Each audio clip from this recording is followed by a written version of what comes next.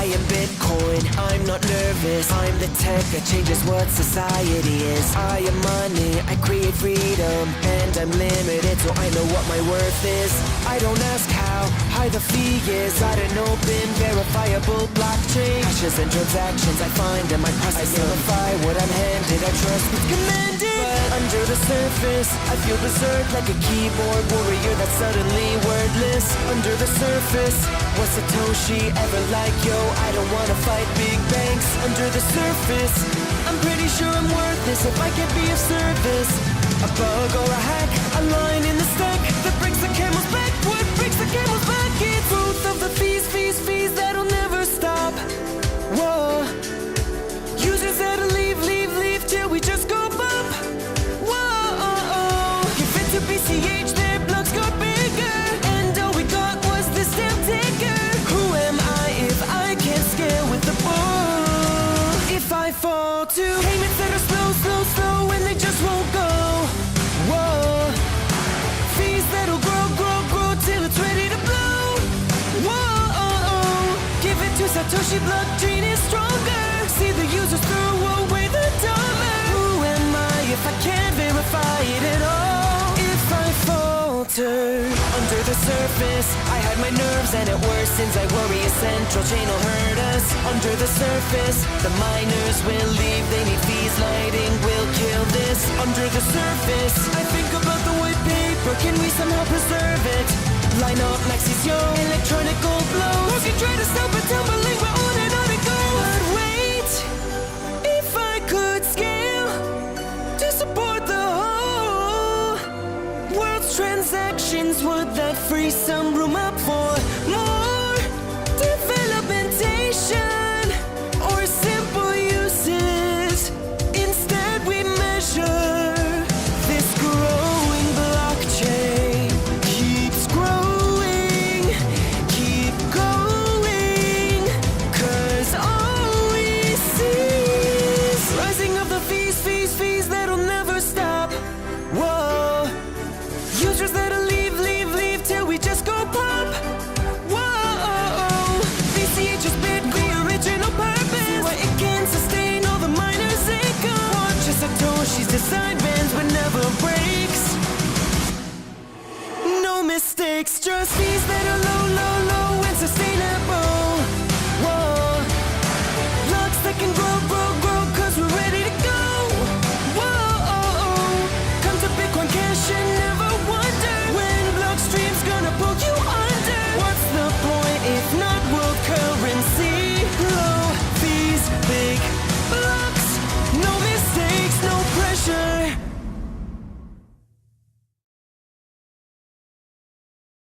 There will be no real non-controlled currency in the world.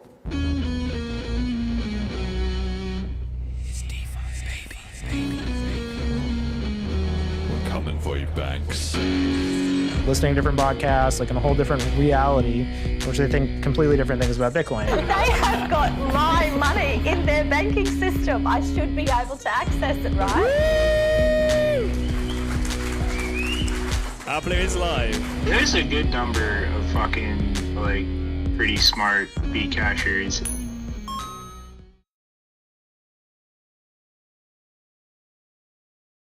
All right.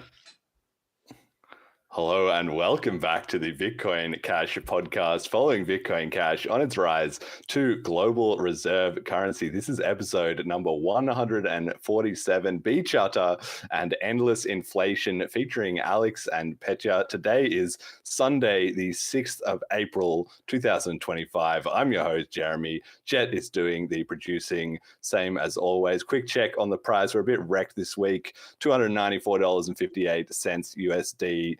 Down a little bit. One BTC sat buys 280.7 BCH sats, down slightly. One ETH, 599.6 megasats, up slightly. Selene, 30 days, about 800 users, and the Tokenaut TVL has hit 27,747 BCH. Our guests today are the BCHata dance teachers that we will be hosting at Bliss, who are going to come along and teach everyone how to look real cool dance real slick, right? I don't know. Do you have a Bo Studios motto or something like that? Do you have a tagline? Feel good, look good.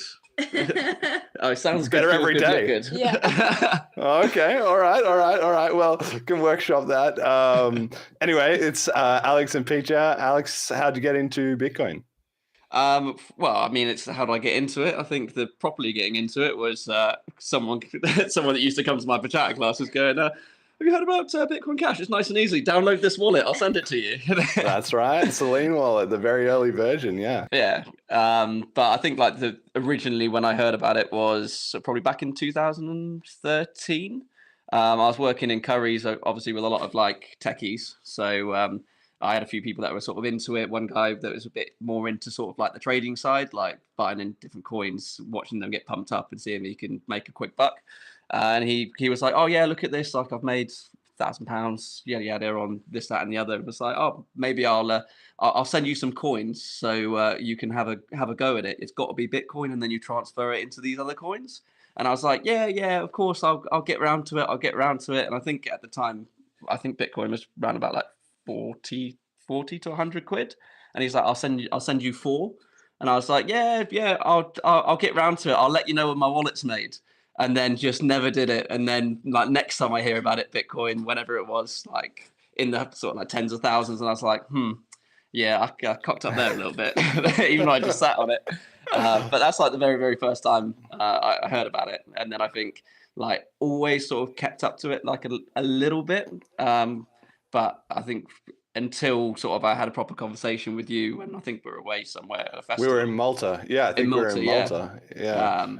And sort of did a bit more of like a deep dive into sort of the world, and then straight into, what is it, episode 85? 85, yeah. That's it. And then I think after that I consumed about 60 hours of podcast in about 2 weeks, and went, I'm pretty clued up now. Pretty good.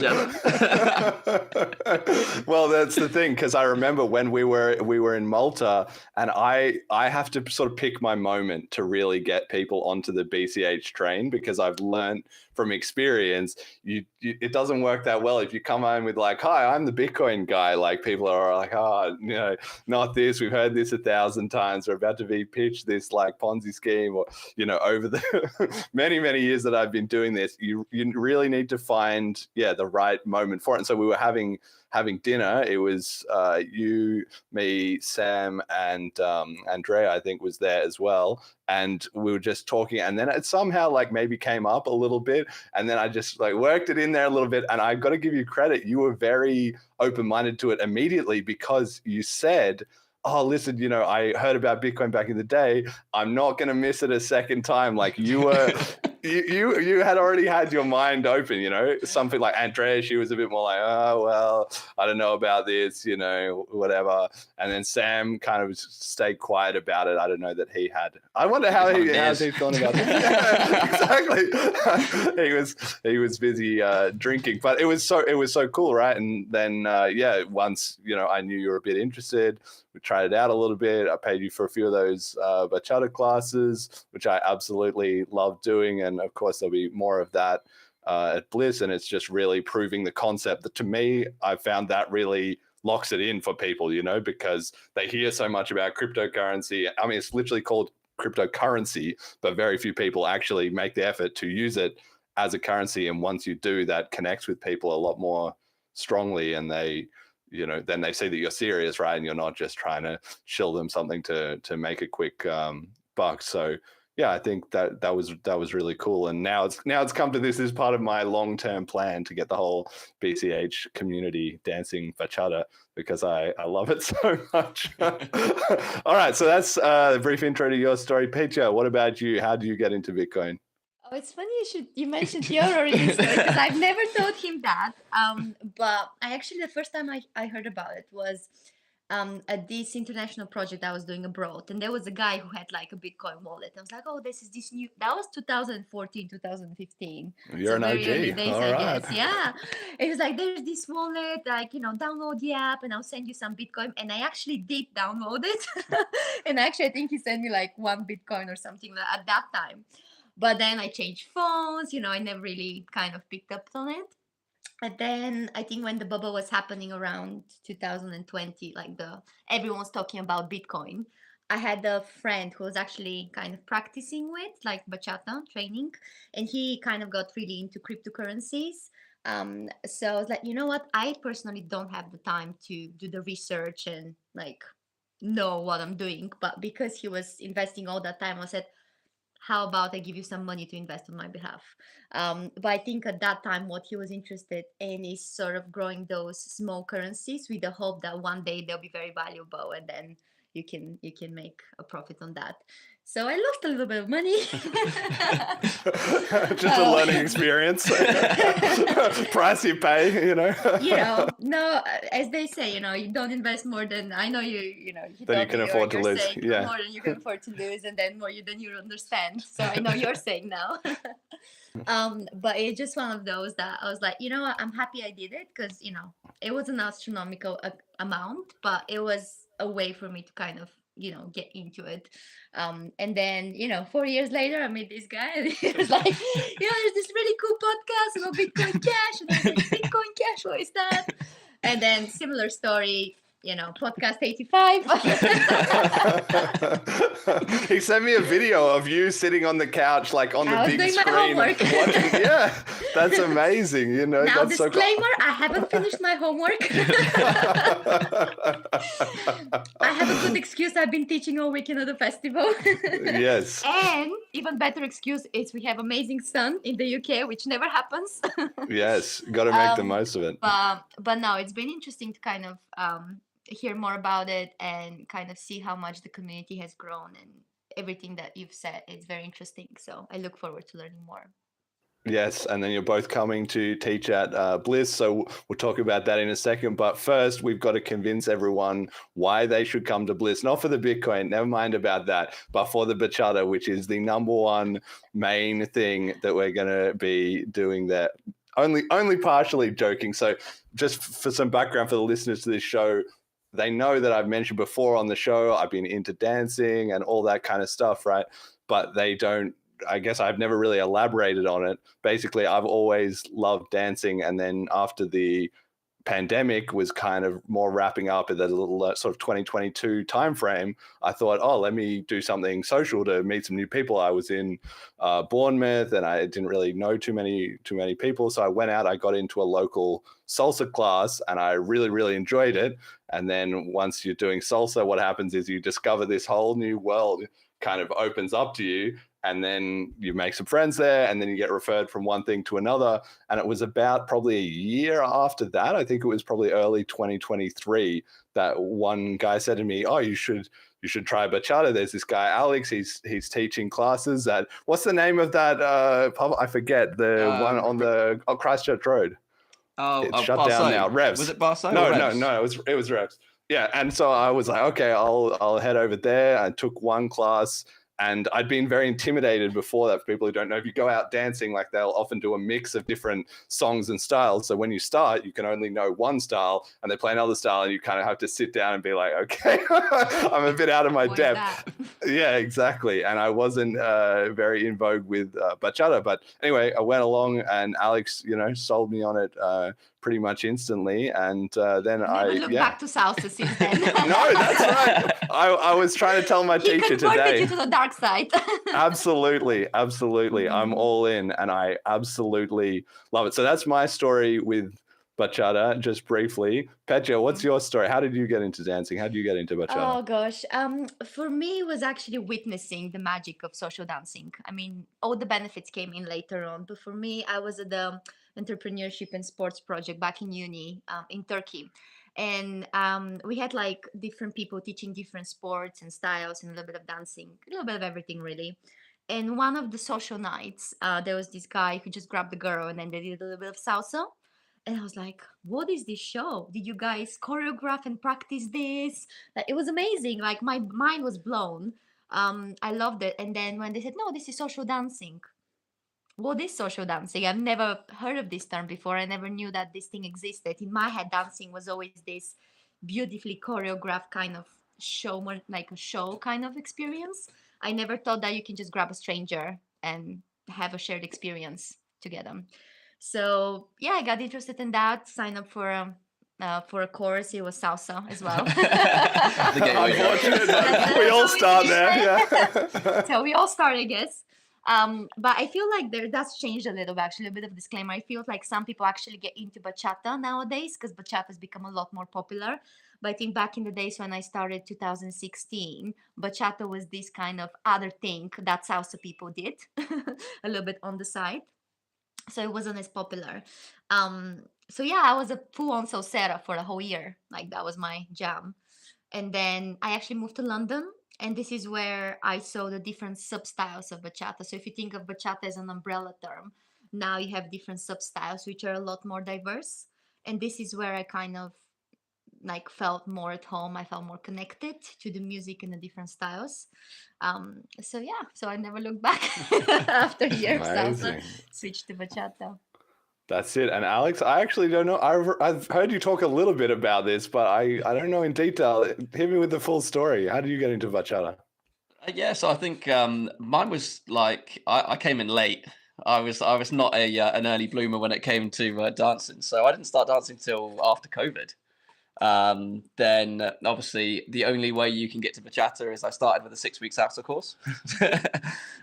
So yeah, that was with actually Enrique, to be fair. So did that. I think from like the 3rd week of when I was doing this course, I started going to socials. I just went full hell for leather straight in. And then sort of like same sort of thing. It's like few salsas are on, you give it a go, and then they start playing bachata, and you're like, oh, what's this? And then they start playing kizomba, and you're like, well, I'll just sit here for 20 minutes and wait for them to play salsa again. Give me the trumpets. And then yeah, I think probably maybe about a month after I was dancing salsa, someone goes, oh, we're going to this class on a Friday night, which is bachata. And I was like, oh, fair enough. I'll come and learn that as well. And then I think by the time I started with bachata, I was like, right, this is a little bit more me. And then within sort of probably 2 months of dancing, I started going up to like festivals in London, went abroad, and then went, you know what, this is something that I really enjoy doing. It's a great hobby. I've met loads of people. I've started traveling. And then from there, it was like, okay, well, I'm going to get better. Then from getting better, I was like, you know what, I actually want to start thinking about sort of making some money from this. So I'll start teaching just private lessons, everything, like just building on top. And then, yeah, where I've got today pretty much. And then you met me. How are we forgetting this milestone? Bachata story. Yeah, okay. Fill me in with that with that part of it. To meet people, so. Yeah. So I mean, we've lost audio from you, Jazz. oh, hello. Can you still hear me, Jed? You can still hear me? All right, it's on their end. Nope. Their internet's died. Maybe. Still seeing him moving around. Maybe just reconnect. I'll just send him a message. Actually, quickly.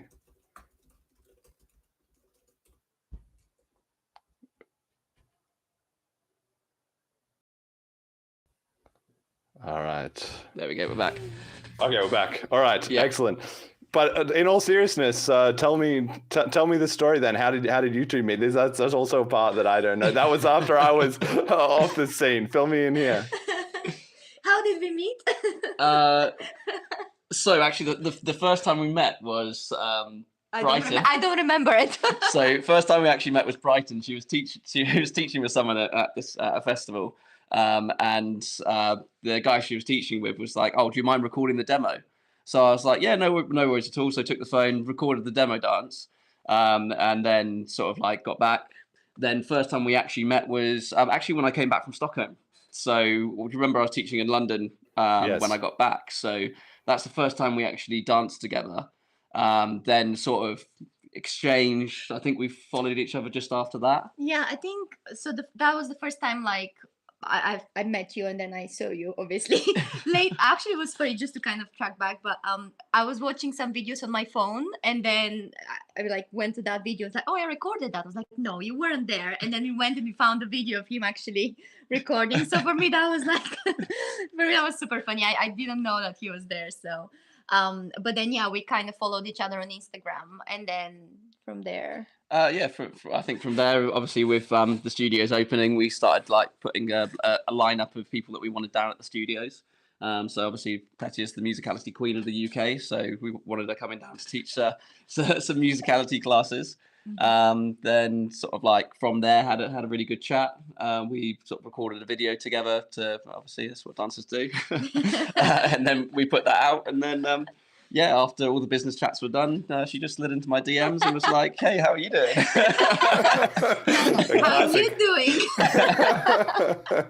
Absolutely, the classic move, Petya. Okay, well, I'm just very conscious that, like, you know, this is a lot of like backstory. Like my listeners might not even be too clear on all what this is. So we've got an example video here, but bachata is a Dominican Republic inspired partner dance where you usually have two people, right? A lead and a follow. So the lead is usually a guy and the follow is usually a girl, but it doesn't have to be that way. I've danced with Alex before. I'm looking forward to we'll do that again at Bliss. No, I was following. I don't know. I think we did it. I lead as well, so I'll test your following. Okay. All right. Brilliant. And it's a two-person dance, and like Petya says, it's like a social thing. So you literally can meet anybody else who does bachata and just say to them, "Hey, do you want to dance?" And just right there on the spot, there's no choreography. You don't need to plan anything. People do that, but you can just do it completely freestyle. And of course, once people get really good at it, they can do actually very impressive kind of dances from that. So I asked you two to come up with a video from a sort of famous bachata couple, which we'll play on the stream here, and maybe you can just commentate and walk us through what's actually happening here for people that have never seen what bachata looks like before. Okay, so running commentary. Great song, by the way. I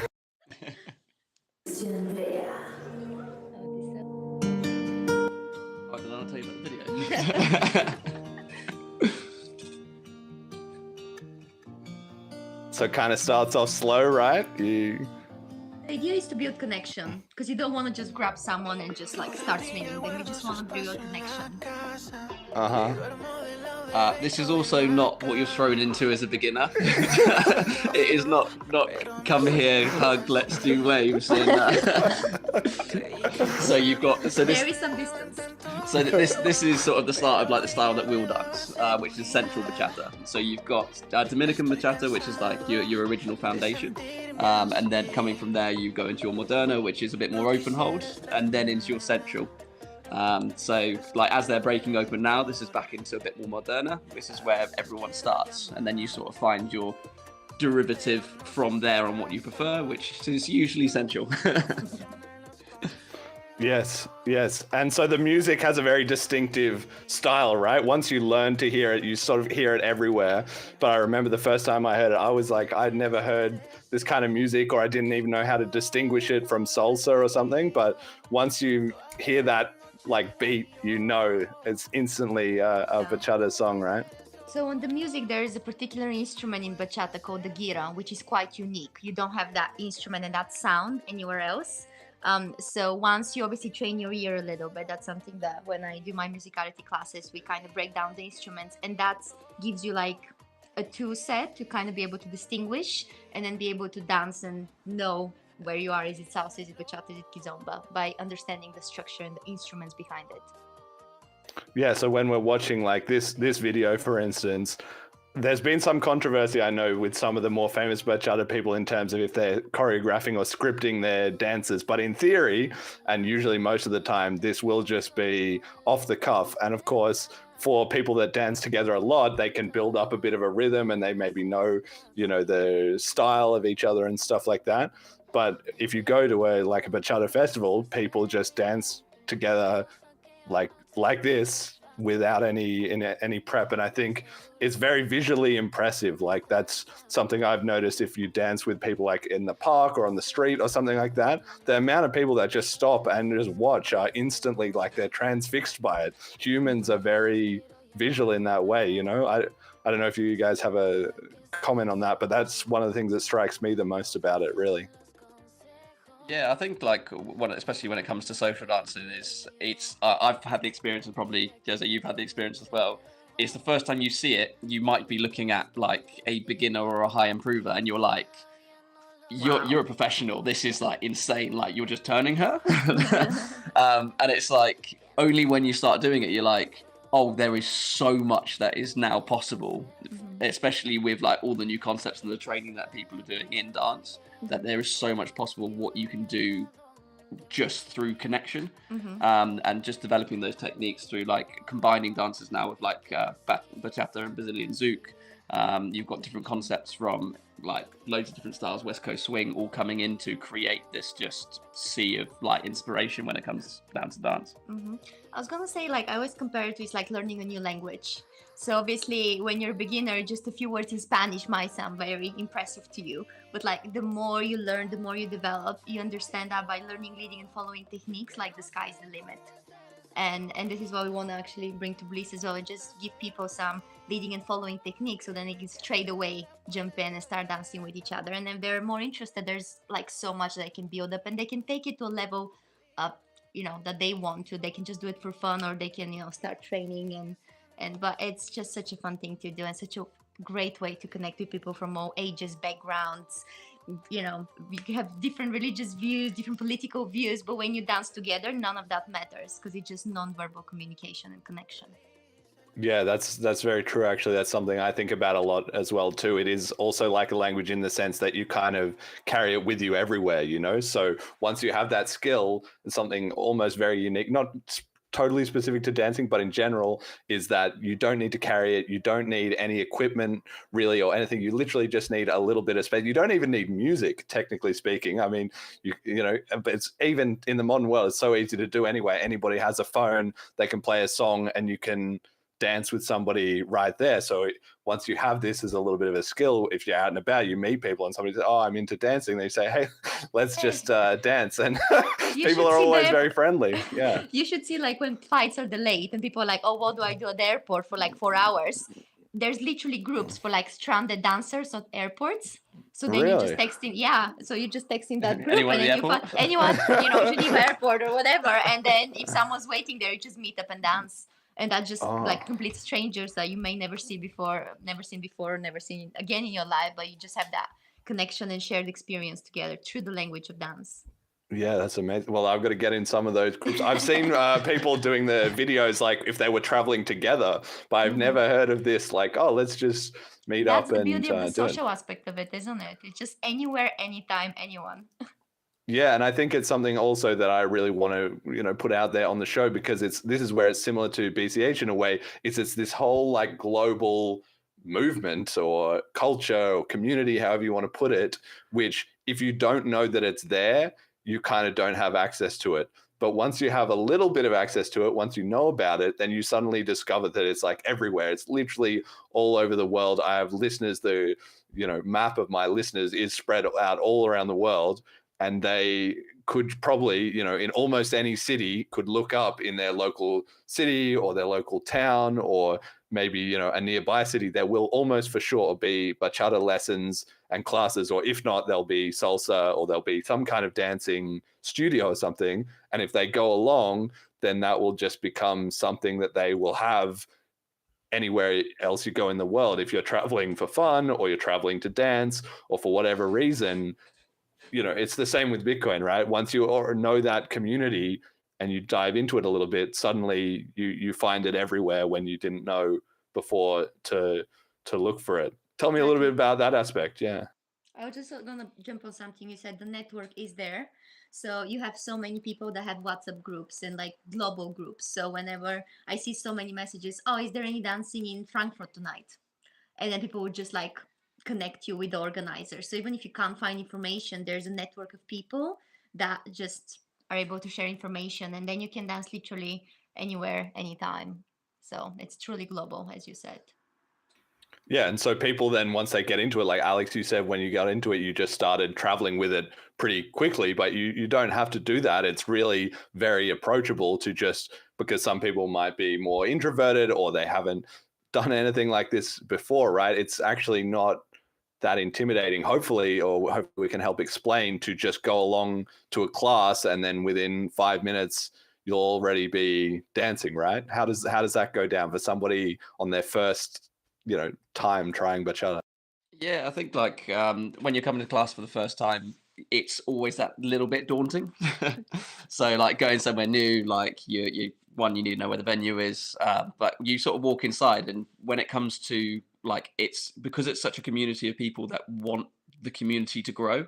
They're not there to judge you. They're not there to sort of like try and keep you on the outskirts. It's everyone dances together, everyone communicates, and everyone's sort of brought back down to that sort of position of where you need to learn from the start once again. So for like whenever I start the beginner classes, I still have the same speech that I've been doing for the last 2 years. But it's like we'll start off by learning the basic. We'll start off by learning how the basic turns work. Then we'll go into a warm up. And then from there, you go straight into partner work. So rather than thinking that it's partner work that you need to come with a friend, every like 2 minutes you switch partners. So everyone gets an opportunity to connect, speak to each other during the class, and like you've got people that are a little bit more experienced that can sort of give you the leg up, and you've got people that like I've got sort of advanced dancers who are doing different roles that'll be helping sort of the beginner dancers as well, sort of get a footing, and then from there, because it is social, it's not just a case of coming in and learning. It's a case of after that, everyone can be at the bar having a drink, the song comes on and you're like, right, do you want to have a dance? Like it's that whole aspect, not only in class, the community aspect comes into your life, and from there. Yeah, so if you were going to advise somebody, who was interested in trying bachata for the first time, how would you recommend they go about it? What, they look up bachata and then the name of their city online? Maybe there might even be multiple options. Like, how should they pick? Where is a good place to start with? And then is there anything they need to know before they just rock up to their first class? It's just what you said. It's the typical thing, the Google search. If they know what bachata is, obviously, a lot of people just start with looking for experiences. So I remember like a friend of mine, she went to Groupon. That's a platform in the UK. And obviously a lot of people look for different types of experiences, like whether it's dining or some sort of fun class. So then from there, you get a lot of people who sign up, give it a go as a sort of a trial class. So usually these trial classes are quite cheap in order to get people to give it a go. And then from there, if you feel it's for you, if you feel the vibe, then you can sign up for either a progressive course, or you have your weekly nights. In London, you have a party night every single night of the week, Monday to Sunday. But because it's a very big city, so you have that. And then in Bournemouth, you have Wednesdays and Fridays. Yeah, I think the easiest thing to do is you just type in like bachata in your city, and then the best thing to do from there, because you're never going to know from the outside if it's the best place to go or the worst place to go. But just going, everyone that's at that night is connected to everyone. I think it's just a spiderweb network of people that I know someone that's at Bournemouth, who knows someone that's in Spain, who knows someone that's in Brazil, who knows someone, that everyone's connected through dancing. So regardless of if you go there and it's like let's say not the quietest night, they'll know what the busy night is, and then you go to that night and you just find where your sort of group is or your tribe is, and that's where you sort of stick and have a good time. Mm-hmm. Yeah, and I think also to say, like, I was quite impressed, Petya, with your story before that. You said, somebody said, do you want to download a wallet? And you said, yeah, I'll go for it. And you just tried it. You got the Bitcoin, and like, that's actually quite rare. Like you might not appreciate that, but don't put selling salt someone in the wound, okay? No. I could have been rich if I followed properly. Well, we all could have been, but like that is rare actually, that somebody would just straight up say, okay, this is a new foreign thing, let me just give it a go, I'll trust you, that this is not some like scam or what have you, right? And I think dancing's a little bit the same. So my challenge to my listeners is, if you don't feel like, oh, okay, this is something that I would intuitively be interested in, consider it like somebody pitching you on Bitcoin for the first time. Maybe you just need to take that small leap of faith that they know what they're talking about, and you try it. And if it's not for you afterwards, that's fine. But it's really not any, kind of a big deal as you might expect. You go along, it's just it'll be like a bar or maybe a small dance studio, something like that. Go in, have a beer if you need to go in there or whatever.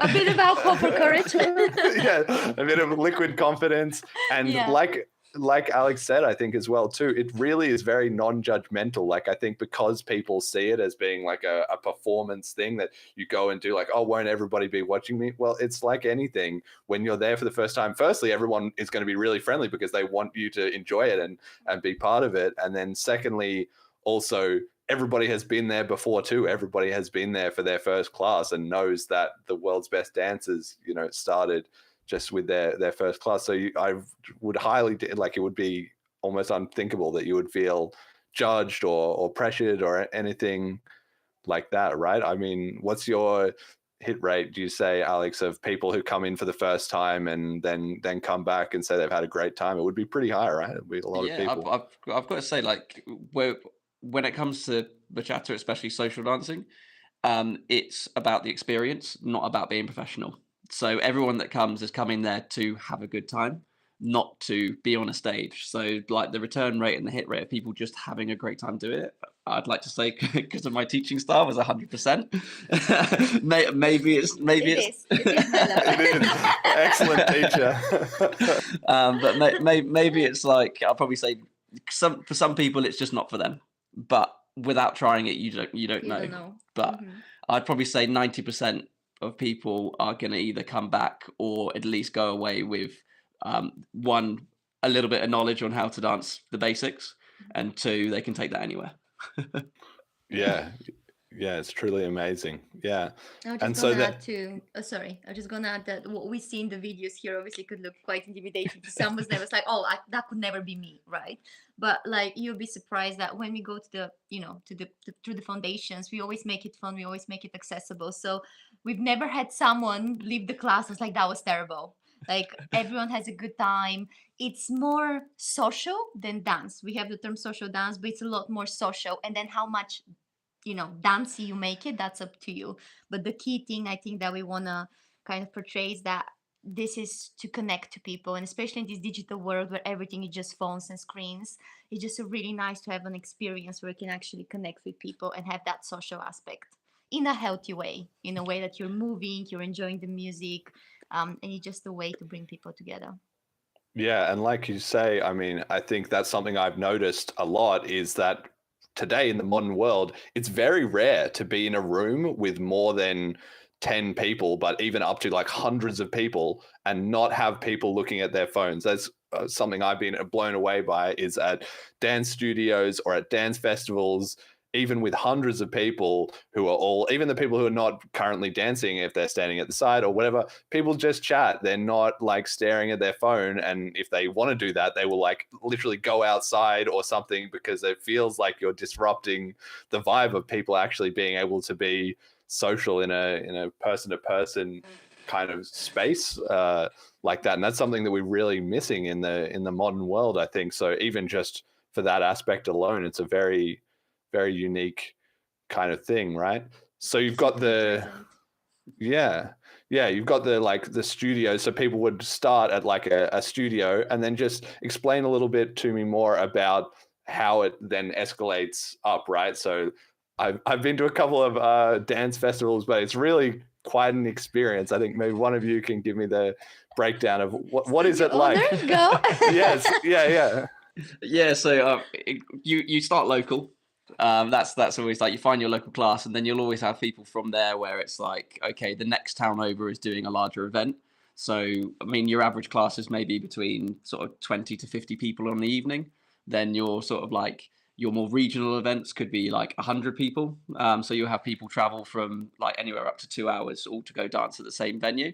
And then you've got your national events, which are closer to like 500 to 1,000 people. And then you move into like your international festivals, which go up to like, I mean, if you look at Batatora and things, 5,000 people. 5,000 people in the same room dancing, no security, and everyone's having a good time. But it's just that you just get more and more confident. And I think the more you want to learn and the more you want to like see like different teachers and like the people that we watch and we're inspired by, you have an opportunity to go and learn from them personally. So it's as easy as just booking a flight and being with a group of people that all have well, think of it like bliss. You're going to Exactly. you're going to a place where everyone's got a shared goal, and a shared passion, and they want to one improve themselves, to connect with the community, and then like continue their learning. So I think as you start as a beginner, it's just working your way through your confidence on traveling that little bit further, and then once you do it, you become a festival dancer, and then You you become addicted. Yes. Yes, it is definitely very, very addictive. I mean, I found it quite an experience because you, like you say, you start small, you just do a few of your classes, and then it's just going to happen naturally. Is that somebody's going to say to you like, "Hey, do you want to come along to this festival?" That was how I got into it. And then once you go along, like the way a festival typically runs is sort of, it starts at, I don't know, what, midday or like 11. They usually don't start that early because dancers are up late, they'll sleep in. But they start in the afternoon. They do a bunch of, 1 or 2 hour kind of classes with breaks for lunch and dinner. And then at about 7 o'clock, or maybe a little bit later, maybe 8 or 9, the social dancing kind of starts, where you just have all these hundreds of people that have come to the festival. So they've all spent all day meeting each other and learning new moves in the classes.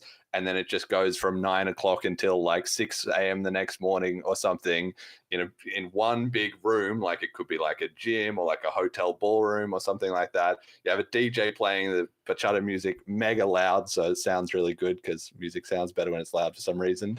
and then you just like find people to dance with. Just every song, everybody just switches. So you just, I mean, there's plenty of guys that need to find a girl and plenty of girls that need to find a guy, right? So you just find somebody and you just dance with them. Maybe you do a second dance if it was a really good one together, and just the time just like flies by while you're in that kind of zone. I don't know. Is there anything more you want to say I just feel like giving people a bit more of a sense of this community, progression, because that really struck me very strongly. Like you start with this small classes, but then you realize how big of a world it kind of opened up to you, Yeah. I mean, I think you've covered it. That's the sort of flow of a dance festival. The idea is that you learn during the day, and then you go out and you socialize and dance during the evening.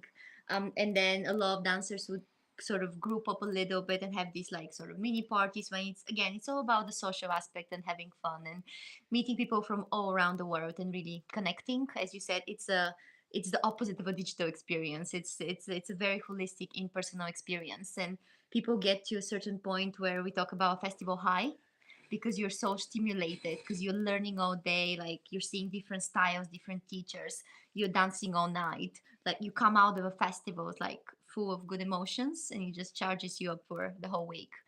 It could be tiring, of course, if you don't manage your sleep and your time well, like I'll be honest, that happens.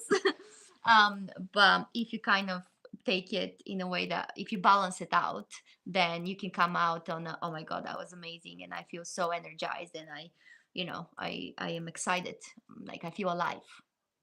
And because it happens all around the world, like we've been saying, it's in all these different cities. So it's a great reason to get some friends together and then travel, go somewhere else. Then you have actually a reason to be there. So you're there, you're dancing, but maybe the day before or the day after, you might be a bit tired, but the day before or at lunchtime or whatever, you can see some local spots as well. Like it's not something that you need to be there all day exactly. You kind of check in and out of it at your own different schedules. So I think it's pretty perfect. It becomes sort of a little bit of a lifestyle. And then like we've been talking about with bachata, it kind of overlaps with the other dance styles as well. So there's salsa, there's kizomba, zouk, tango. There's all these other different styles that you get into, and then you meet people from there, and it just, I don't know, it all just snowballs from there. Do you have any thoughts on the different dance styles? Again, this is pretty in the weeds, but why is bachata the best one? For me, I think it's just because it's got the most like commercialized music, and it's on a 4 count, so you can dance bachata or anything that has four counts. So even if you're not at, if you see any bachata dancer that's not at a bachata social, they go to a club, they get drunk, and they're like, we can bachata to this. Like you'll be forever doing it, and it's just something that's like a party trick. But that's for me, that's why bachata's the best. But I've learned every other style, so it's worth learning everything. If there's only salsa in your area, do salsa, because it's the same connection. It's the same sort of group of people and the same people, the same mindset. But if you can find bachata classes, find bachata classes. Petya, do you have a thought? Yeah. Um, I think for me it was the diversity of the dance, because I started with salsa, but in terms of energy of the dance, like salsa is very sort of high energy all the time, or most of the time, let's say. But what I found in bachata is there's a lot of dynamics in the music, especially modern bachata music, like we're talking about what artists are creating nowadays, which means that you're going on a journey throughout the dance, which means that if you're listening to the music and connecting to the music, which is something that I'm personally passionate about, is connecting dancers to the music and not just to doing moves, then it means that you can have that, what we saw in the first video, that connection, slow build up in the intro section, in the introduction of the song, and then you go together on a journey when the energy is picking up. And what we do is we teach moves that correspond to that energy, so then it's like creating art together, which for me personally was a way for me to express myself, and in a space where I felt very creative and very sort of energized by the music and the environment. Yeah, amazing. And this is why I obviously am big into bachata and even all the other dancing as well too. I'm a bit of a quiet Zouk fan as well. But I feel like this is a huge opportunity for the Bitcoin Cash community, right? I'm always trying to work some angle in there, because to me, it seems like a perfect match. So the dance community is very international. They're very open-minded.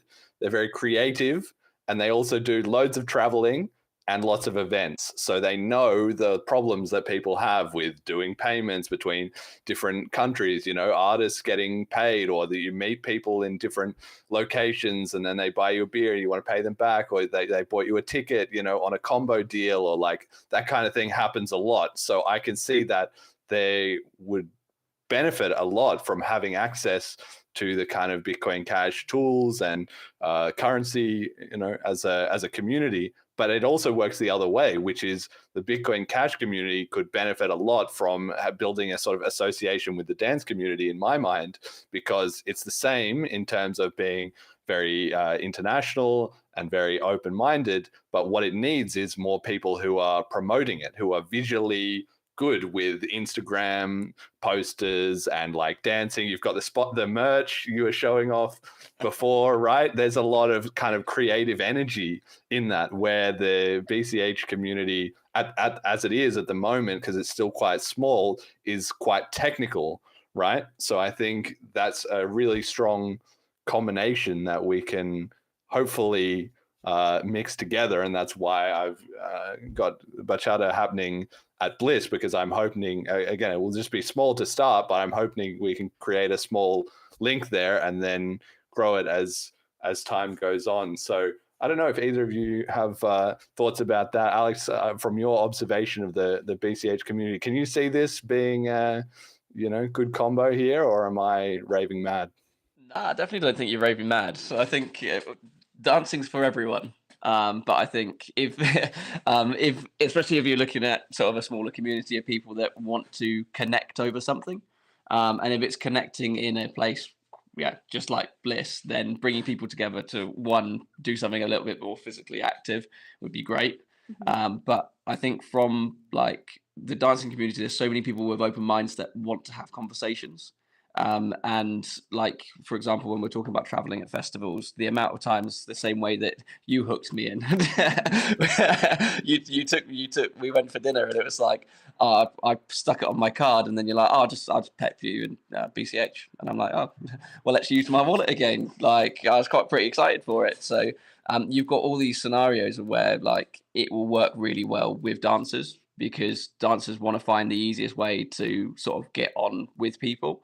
And I think sort of vice versa for the BCH community, like integrating into such a wide network of people that are, I think, in well, from the way I see it, it looks like it's got a lot of synergy between how you group together. Like you stand together, you want to support this network, you want to support the coin, and make sure that it's always being developed in the right way. The same way that we look after BCHata, that we wanted to make sure everyone's safe, it's developing the same way. So 100% don't think you're raving mad. We just need to get them together. Well, nobody's done this. That's why. That's why I don't know. I mean, I'm not unfamiliar with this, feeling, but I just think like cryptocurrency has been going now for 16 years, right? And it's not something that's already happened. I've never heard of anything like that. Any dance event accepting crypto payments, any of the big dance influencers talking about it. I've never seen any merch, or even when I've been there, somebody wearing a cryptocurrency shirt or something like that. That's another thing that the dance community is really good with, like fashion and branding, right? So when you first get into it, okay, just show up to your local class and just like worry about that. But then once you go to the festivals, they do like themed nights and people dress up and all that. So it just seems like such a good overlap, but nobody is really jumped on this yet. So I'm just wondering, like, why that is. Maybe just nobody's seen this crossover yet. Well, I feel like I can hop in here on this one. Yeah, let's get your thoughts. It's because the cryptocurrency crowd, for the most part, especially for something as like technically focused as Bliss, is a bunch of nerds. They're already they're all awkward. But not the. Give them to that's us. the thing. We'll make them dance. Exactly. Well, that's true. But cryptocurrency as a whole, right, is a pretty big thing. And nowadays, you can go to any kind of event or anything, and there'll be somebody who's got. Sometimes they don't even know what it means. They just know, oh, this is the cool thing. So I've got a Bitcoin logo on my, backpack or whatever, right? But I just feel like, yeah, it's such an underexploited. That's the thing as well. Demographically, I feel like it's kind of a good match, right? Because with it's got that same philosophy that everyone can be involved, and the more people you get involved from any background, both with dancing or with Bitcoin, it makes the whole thing stronger because it's an open thing. Anybody can come to it and contribute. It doesn't need to be about creating barriers, or it's like a universal language in the same way. So yeah, that's why I feel like it has a lot of potential, but we haven't seen that so much. So I'm starting this with Bliss. So this is our shill section to everybody that we've been doing on all the recent episodes. Come to Bliss. It's on May 13th to the 15th. We'll do BCHata at least 2 nights and probably 3. I think I'm hoping that what will happen is we'll do the first 2 nights and then everybody will be like, when are we doing BCHata? I think we might be able to build up some excitement for that. You can go to tapswap.cash and grab your Velmas.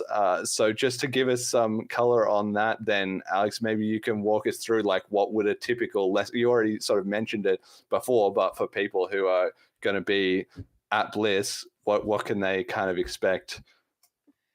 So lesson wise, I think it depends on how many lessons we're doing, and if we're going to stay with the same people for the whole time through. But start off nice and easy. Every single session is just compounding basics, like how BCHata. If you can 2-step, you can do BCHata. It's 2 steps to the side and a tap. The foot you tap with is the foot that you move next, and you move back the opposite direction. So you start off with your basics, your turns, and then just starting off with, can we move to the music? What is the music? Identifying when you need to tap and when you need to move, and then getting into partner work. And then you start off nice and easy, just turning your partner like you would see on any dance floor from anyone that's never learned how to dance, to then learning sort of the basic shapes, the basic motions on what the leader is preparing and leading your partner into the steps, and the followers being receptive in taking on board what the leader wants and deciding, am I going to go along with it or not? And then sort of building up sort of like a basic routine that you can take to any dance floor and lead anyone through. And then every lesson on top of that is just different motions, different moves, compounding the same techniques until you get to the stage of where you can dance a full song without thinking. And but some takes a little bit longer for some people than others, but it really doesn't take as long as you think it does. Yeah. Yeah, so it's really just as simple as like, yeah, people in pairs, kind of in a big circle. The two of you are going to be in the middle, kind of demonstrating, so everybody can just follow along step by step. And like you said, you sort of build people up through a basic, let's say 20 or 30 seconds maybe of different moves. Yeah. You just run through it, play a song, everyone learns to dance, and I promise everybody is going to have a great time, because like we've been saying, nobody tries BCHata and dislikes it, as far as I know. Petya, what do you think about the whole Bliss thing? I mean, I know you maybe haven't been to a cryptocurrency conference, or I don't even know if Alex has, to be honest. Do you have any expectations, or I'm super excited about it. Because for me, I always love learning new things, and that's obviously something that Alex has been telling me a little bit about. So it definitely piqued my interest. I'm coming with an open mind. I'm there to learn, and I will probably not get any of most of the abbreviations that you might be using, so I might need a little dictionary. Because when I was watching your episode 85, I was constantly asking, so what was that? What was that mean? What was that? But yeah, it's just like any other skill. I feel like I'm in the learner shoes right now. So it's just about kind of sticking with the uncomfortableness of learning something new and be not knowing what's happening. But like the more you stick with it, the more comfortable you feel. And it's the same when they come to us. Like they may be a bit self-conscious, but we'll make sure we break that ice and we all have fun and we just kind of connect with ourselves and with our partners and just enjoy the process. Don't think of it so much as oh, that's another lecture I need to take, or another serious section and I need to learn these moves and it's gonna be so stressful on my mind. The way we teach dance is where people can really learn but also have a great time, so they live with a smile on their face and like feeling recharged. So. And some way to look cool at the party. Exactly. Well, this is exactly it, right? So Bliss kind of operates sort of fairly similar to a dance conference. Maybe it a dance festival. Maybe it starts a little bit earlier, but we start at 9, kind of during the day when you would have the dance lessons. We have the talks. So this year we've got a bit of a mix. We've got some technical talks and some kind of non-technical talks, right? Then in the afternoon, then you have a bit of a break for lunch and all that, right? And then in the afternoon, it's a bit more kind of hands-on, like you would do at a festival. Once the kind of workshops are over and people have a bit of social dancing amongst themselves, similar story. We have different projects that are there that have a booth. Maybe you can go talk to them. They explain to you, this is what we're building. This is how it works. Here's how you can try it. Let me sell you some merch, etc. And you can obviously be, pitching yourselves there as well to people. So it's a bit of like a open kind of innovation conversation. And then, you have a bit of dinner, have a bit of a break. And then in the evening, some kind of like social event. That's where we'll work in the BCHata with the, a few other ideas. We have people can try that out. People can be, having some drinks if they want to. They don't have to. It's just kind of social. Sometimes people break off into different groups or what have you, and everybody has a great time. Really, it's sounds great to me. and you get a holiday. You get a holiday to Ljubljana as well too. Have you been to Slovenia? I've passed through. I did a little road trip with a few girlfriends a few years back. So I've passed through for a couple of hours. And I have to say, it's a beautiful city. So everyone that's coming, I think you're going to enjoy the sightseeing side of it as well. I remember there was like a river coming through and quite a nice vibe. So I think you've chosen a great location for the conference.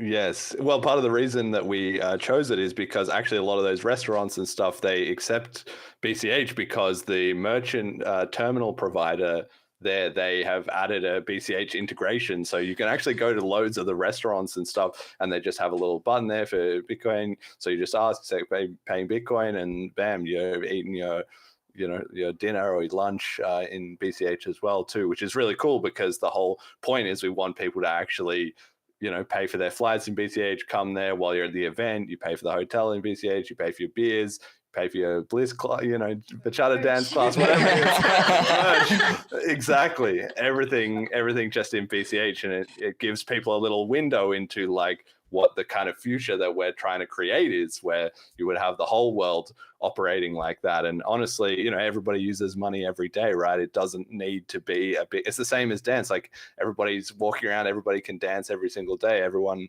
pays someone every single day. So it doesn't need to be a huge, big foreign concept, but just sometimes giving people that personal experience just breaks down all the barriers that they had beforehand, I think. So that's kind of part of the intention of the event. All right. Anything else you wanted to say to pitch people on Bliss or on BCHata or on dancing before we move on? What would you say if somebody was like, yeah, okay, this all sounds great, but you know, I'm still a little bit unsure. How would you hook them in to get them over the line? Well, hook them in to get over the line. I think just saying what Jed said. It's I think maybe probably about 60% of my students are oddballs, so it's finding the tribe and being together. Like just give it a go. Like if you don't like it and you've tried it, I'll try and convince you again. But it will come around when BCHata is danced by every single person in the world. There will be a flippening. Exactly. You regretted that you didn't join earlier. You get massive FOMO. Yeah. No, but if you can come to Bliss, it's a great opportunity to, one, try it, but two, try it with your community that you already feel safe with. So it's security on security, and if you like it at Bliss, then 100% find it somewhere local and then just see where it takes you. Amazing. Okay, all right. Well, that's the end of our Bliss Chill section for the week. Podcast listeners have been, you know, subjected to that every week until the event, but it's getting close. It's only 5 weeks away, and then afterwards we'll cool it on that. Okay, in more sort of you know, down, I don't know, what do you say, less negative news, I guess. This is all trying to create some fun in a world that is seemingly heading a bit in the wrong direction on the economic front. So in the last week, we've had gold has now surpassed $100,000 for a kilo of gold in the first time that's ever happened, and inflation has become a huge story that is sort of trending in people's minds all around the world. Now, I know both of you said that you've been aware of Bitcoin for over a decade, and I was curious how you feel the public perception has shifted in that time, you know, because when I was first pitching people on Bitcoin more than a decade ago, there was so many elements you had to get them over, right? They'd never heard of it, so it was unfamiliar, and then they didn't like it, or maybe they saw a negative news headline, so then that didn't help, and then they kind of sort of thought, what's the point? I already have my cash, and you know what is even the point of this?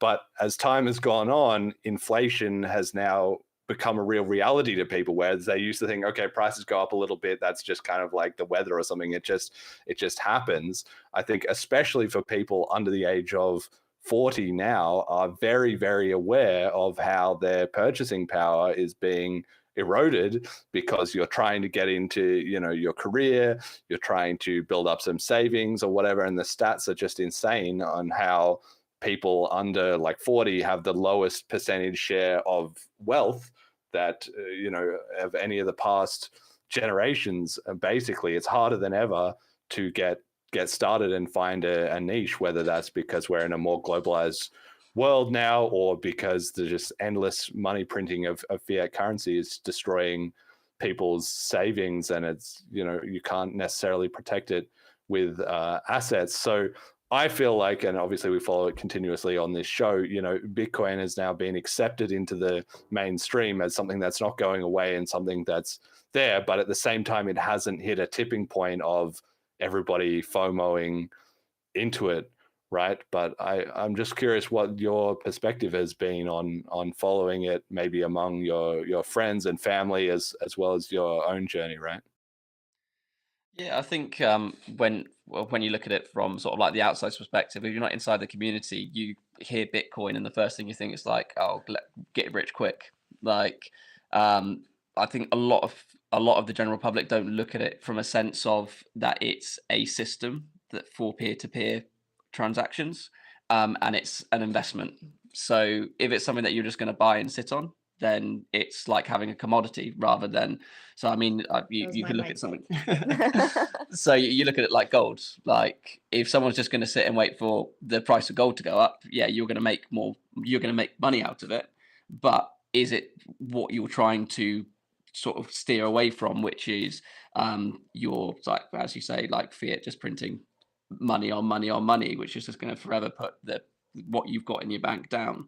Whereas if you can move into a system where it is that peer-to-peer transaction with the coins, then it's going to make it easier for well, I know for me as a dancer to sort of send money between sort of different currencies, because everything now has a fee. You look at everything in the UK, especially since COVID, everything is now card only. I run a business, so every transaction that I now do that I pay to someone or they pay me, everything has a fee, and then usually it's a fee on a fee on a fee.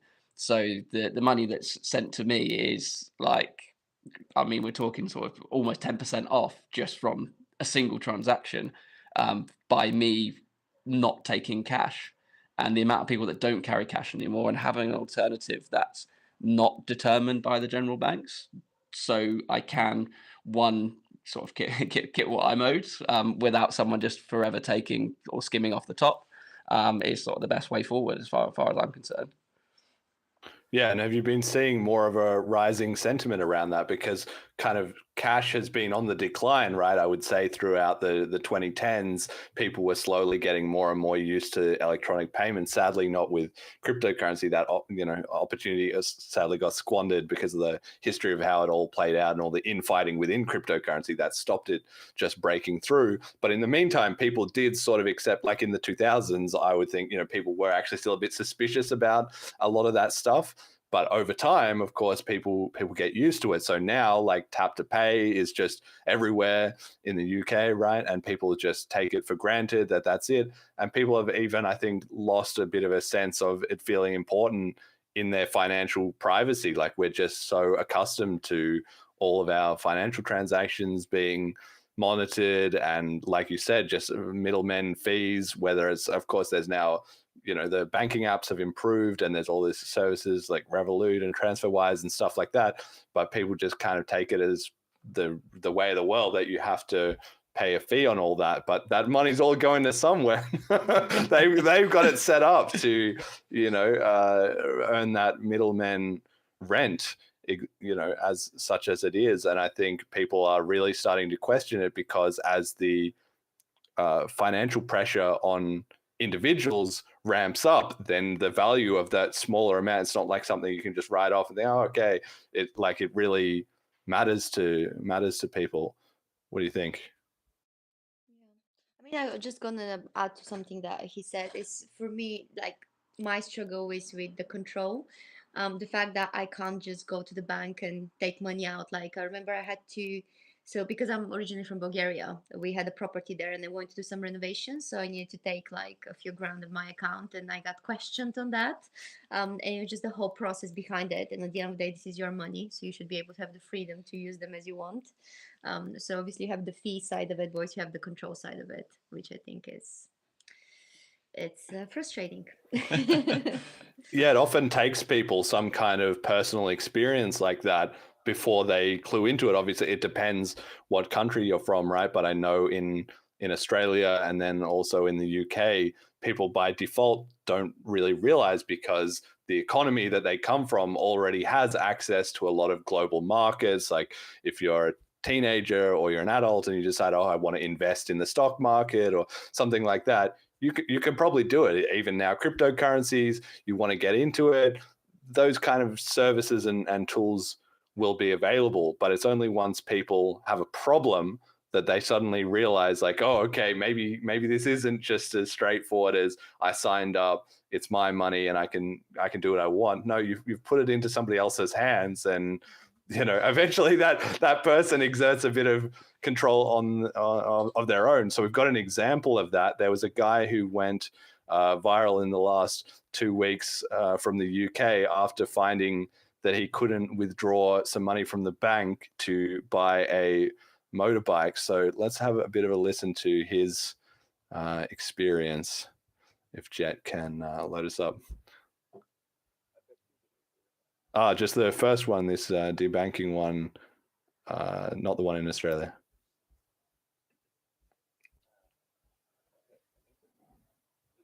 Yeah, that's that. Yeah.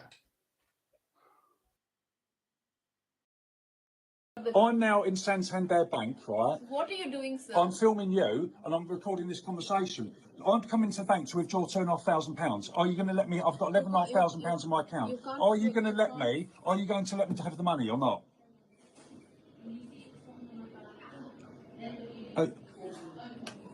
Hello, are you going to let me have the money or not?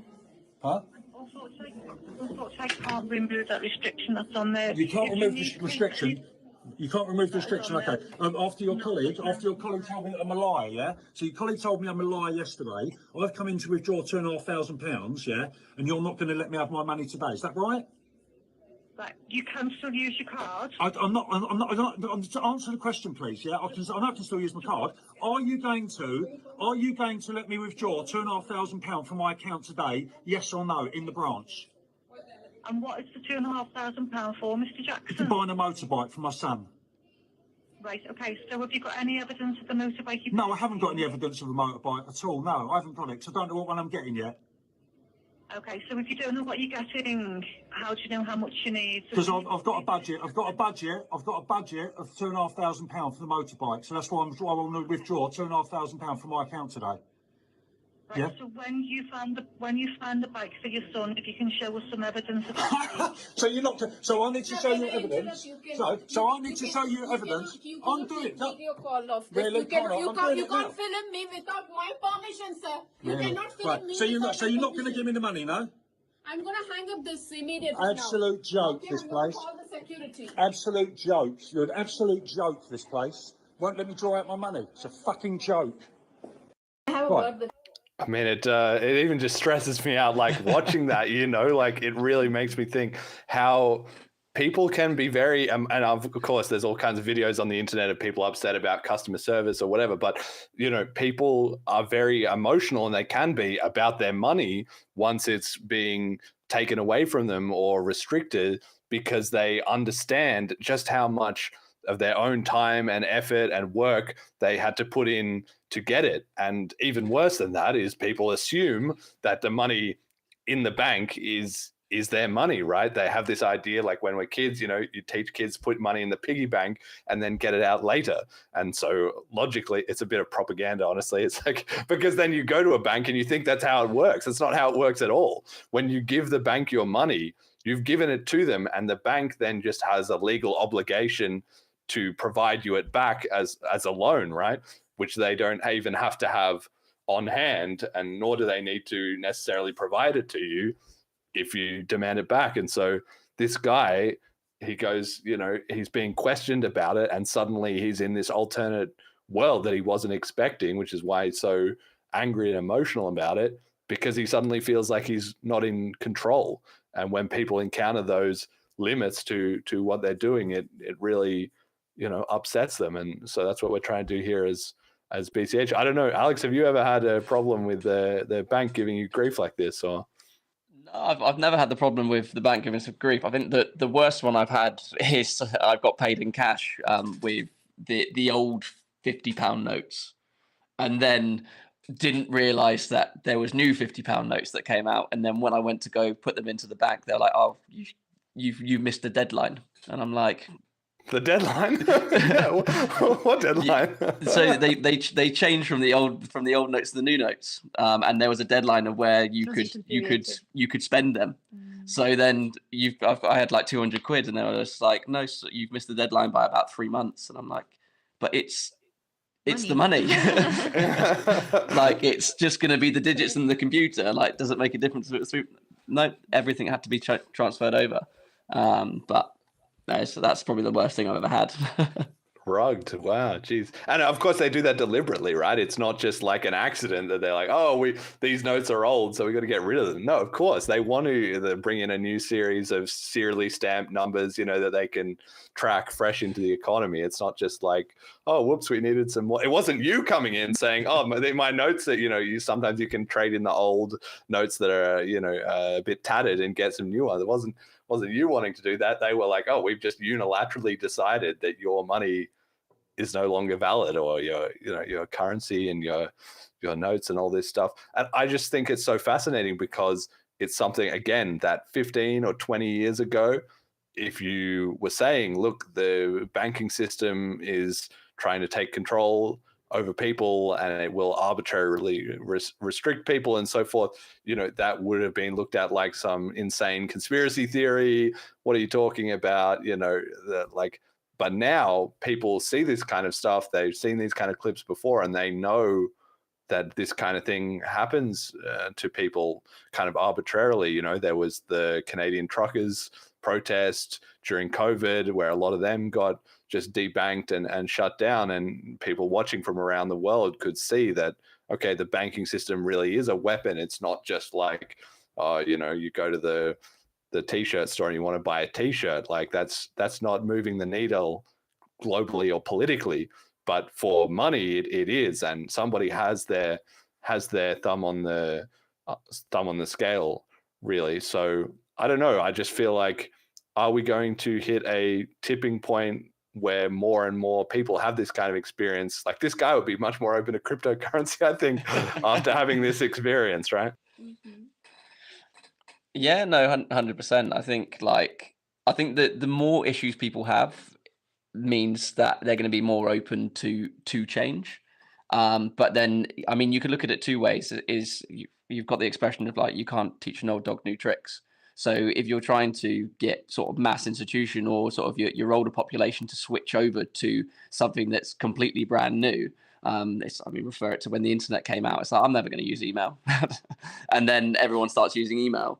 So maybe it's like worth looking at sort of how can you get the younger generation to think, right, one, this is cool. Two, this is something that's a lot easier to use between my friends. It's private, it's safe.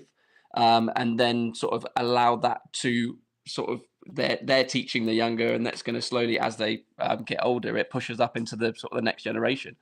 So that's sort of, for me, that's a different way of looking at it, rather than sort of trying to get the mega institutions to switch over. Just time it out. If you can get someone from when they're 13 using crypto, in 20 years time, they're going to be the ones that are going to be using it en masse. So from my side, that's probably the easiest way to look at it.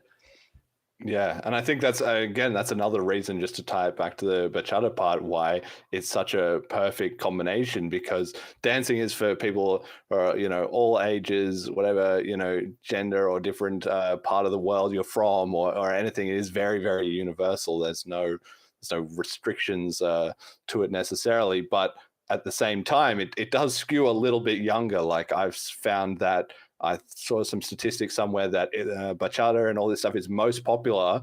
The peak demographically is between ages 25 and 35, right?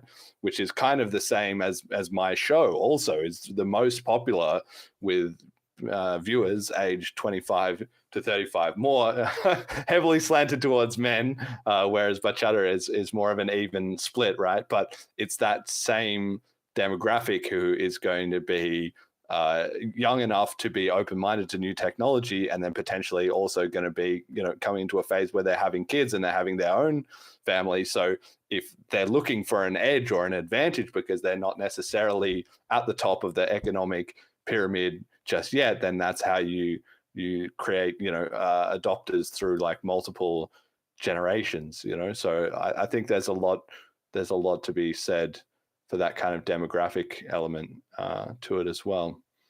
Yeah, we've got another video here. This one's kind of similar, but it's a guy, he's joking. He's in Australia, meme of the week, where he's trying to withdraw from a bank. And so he's sort of trolling them a bit with all his different reasons that he needs. And you can see the reaction of the bank tellers here. When you withdraw cash in Australia, the banks want to know why, so let's go tell them the truth. How much? Around 6,000. What is it for? My missus thinks I cheated on her last week. She's doing my head in, so I need to give her some cash and a necklace. She doesn't like flowers, she just likes designer handbags and shit. Same there? No worries. I don't know why it's important for the bank to know. It's money. I have to ask. I've got to go to a beauty salon to bleach my arsehole. Yeah, there we go. Because there's a bleaching package. And yeah, they said you can make it up to 3 shades lighter. Drugs, the devil's lettuce, you would know. That's what you want me to put, John Bernard? I don't deal it personally. I just connect people together. Whatever you do, it's your business. What's the money for? Yeah. Does it matter?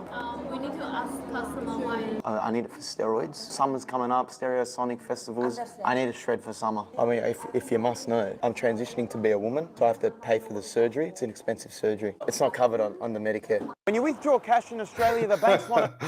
He has at the end there as well, the little tagline is follow for more honesty, right?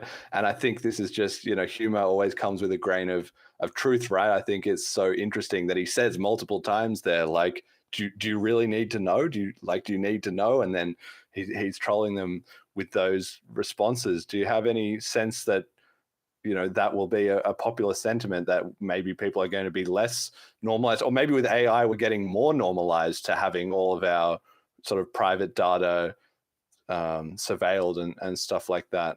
What do you think, Petya? I mean, I had very similar experience. So this was literally me, minus the quirky response. But I mean, it definitely doesn't feel good, because obviously everyone works really hard, and like as you said, with inflation and everything, like your money goes like less and less. You can have, so it's frustrating to have that sort of restriction and control over your personal finances. So I think it's gonna create more and more frustration, and it's going to be a pain point in how you deal with money. So potentially I would be open to explore a pain-free method to deal with transactions. I'd be interested to see if it's on the bank's like training manual. Anyone asks for money must ask them applicable answers. If they don't give answer, don't give money. Like, it'd be interesting to see if that's in their training manual, or it's just a case of they've been advised to ask. The same way, like every time you go, oh, just so you know, this call's recorded for training and monitoring purposes. Just put you it in have your to mind. ask the question. But is there something in their training that says, like, if they answer this or don't give this response, you don't give them money? I think that's like more of an interesting question to find out. Yeah, well, as part of it is also about the limits, right? Like, now you say there's people trying to withdraw a couple $1,000s. If you roll it back a few years, maybe the limit was $10,000 or $20,000. This default suspicion on people taking out amounts in cash has been ramped up by a combination of the limits going lower for them to ask about. Now it will even just be a couple $1,000 or a couple £1,000 at the same time as the inflation means that amount of money is worth less. It's the same with when you're going through airports, you're traveling, and they have that thing, are you carrying like $10,000 in cash? Like when those was first put in, $10,000 was a lot of money. Like if you were carrying some serious money, if you were coming through with 10 grand. But nowadays, like relatively speaking, that's nowhere near as much. And those things don't get adjusted. It's not like they're coming like, oh, well, we've had, 200% inflation over the last 2 decades. Let's just increase it up to 25,000. No, just silently, the control becomes ever more oppressive, right? So yeah, but the controls come more on cash. But then you look at like paying card. It started off of like you could pay 20 quid on a tapless, and now it's gone up to 50 quid, and then it was 100 quid, and now with your iPhone, it's whatever you want to spend, up to however many thousands of pretties, I'm sure. As long as your Face ID works, you can spend it, but you'll get questioned to take out $1,000 from your bank account. Yeah, exactly.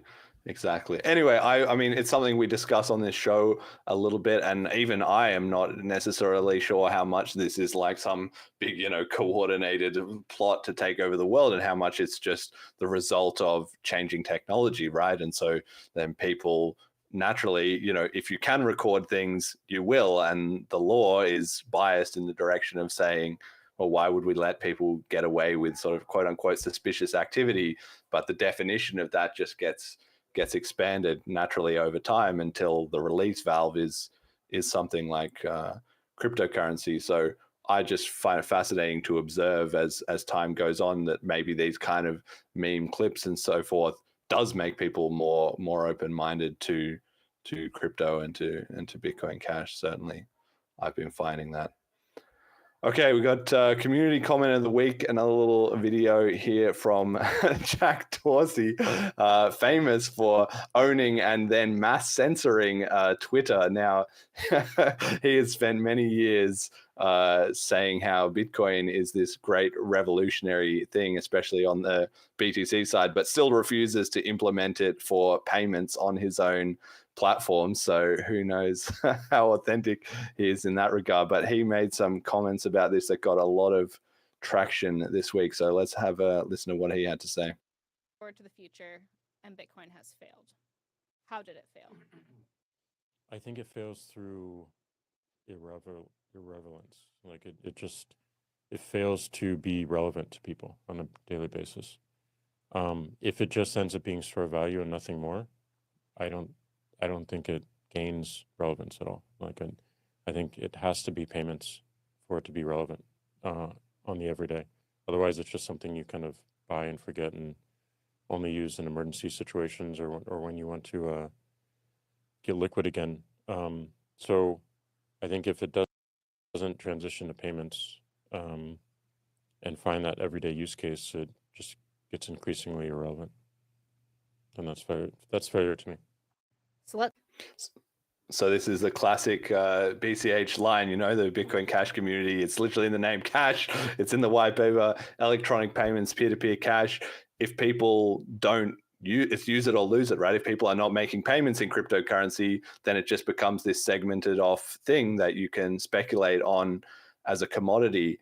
I don't know if either of you have thoughts about is that maybe what's happening, like in the degree that you've seen people talking about Bitcoin and using it just like as a commodity, has that in some ways helped it gain legitimacy, but also does it mean that people will dismiss it or write it off? Or do you think that we'll see more people like Jack coming out and saying, guys, we've got to use this as a currency? Is it time that everybody understands cryptocurrency is valuable and now I'll actually accept payments in it? What do you think?